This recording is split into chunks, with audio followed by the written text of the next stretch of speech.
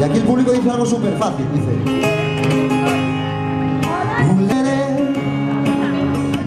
una gota de sudor entre tu...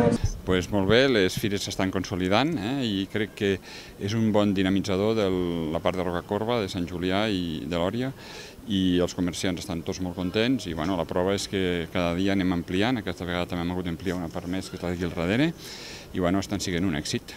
Sí, podria ser una opció que hem valorat, el que passa és que sempre estem sotmesos al temps i no tenim una opció en cas de mal temps. Clar, hauríem de clausurar la fira si fes vent o fes pluja.